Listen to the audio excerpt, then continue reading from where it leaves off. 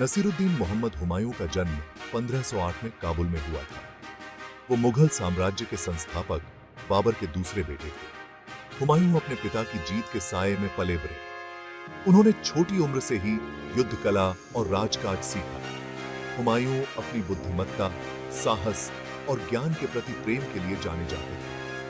1530 में बाबर की मृत्यु हो गई और नया नया मुगल साम्राज्य उनके उत्तराधिकारी हुमायूं के हाथों में आ गया। 22 साल की उम्र में हुमायूं गद्दी पर बैठे। हालांकि उनके शासनकाल को उनके भाइयों ने तुरंत चुनौती दी, जो सत्ता के लिए लड़ रहे थे। हुमायूं को विद्रोहों और आंतरिक कलह का सामना करना पड़ा। उन्हें खुद को एक सक्षम शासक साबित करने की जरूरत थी। हुमायूं के शुरुआती शासनकाल में उम्मीदें और खतरे दोनों ही थे। उन्हें एक विशाल लेकिन अस्थिर साम्राज्य विरासत में मिला था। उन्हें महत्वाकांक्षी प्रतिद्वंद्वियों और अपने पिता की विरासत से जूझना पड़ा। हुमायूं की कहानी जुझारूपन और दृढ़ संकल्प की कहानी है। यह मुगल वंश की चिरस्थायी शक्ति का प्रमाण है। हुमायूं ने अपनी शक्ति को मजबूत करने और अपने साम्राज्य का विस्तार करने के लिए कई सैन्य अभियानों की शुरुआत की।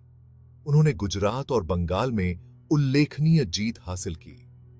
हुमायूं की सेनाओं ने मालवा को भी अपने अधीन कर लिया, जिससे उत्तर भारत पर मुगल नियंत्रण और मजबूत हुआ।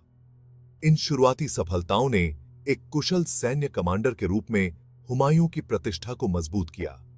हालांकि हुमायूं का शासनकाल बिना किसी असफलता के नहीं था।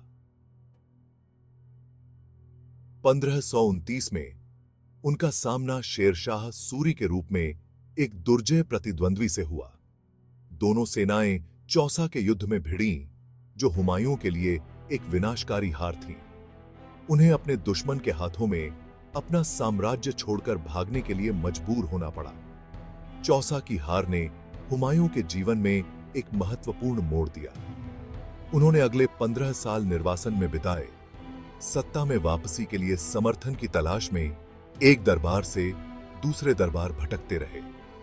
विपत्ति के इस दौर ने हुमायूं के संकल्प की परीक्षा ली। इसने अंततः उनके चरित्र और नियति को आकार दिया।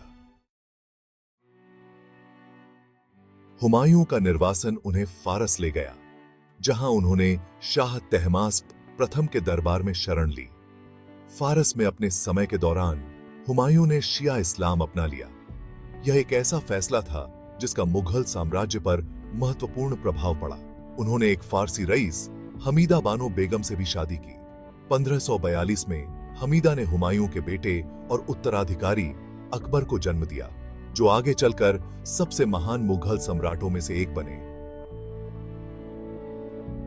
हुमायूं का निर्वासन कठिनाई और अनिश्चितता का समय था। हालांकि यह व्यक्तिगत विकास और चिंतन का भी समय था। उन्होंने अपनी पिछली गलतियों से सीखा और नए गठबंधन बनाए, जो उनके सिंहासन को पुनः प्राप्त करने की तलाश में महत्वपूर्ण साबित होंगे। निर्वासन में हुमायूं के अनुभवों ने उनके विश्व दृष्टिकोण को आकार दिया और उन्हें आगे आने वाली चुनौतियों के लिए तैयार किया।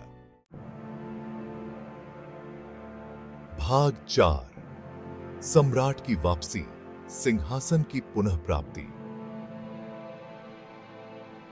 1555 में 15 लंबे वर्षों के बाद हुमायूं फारसी सैन्य सहायता के साथ भारत लौट आए।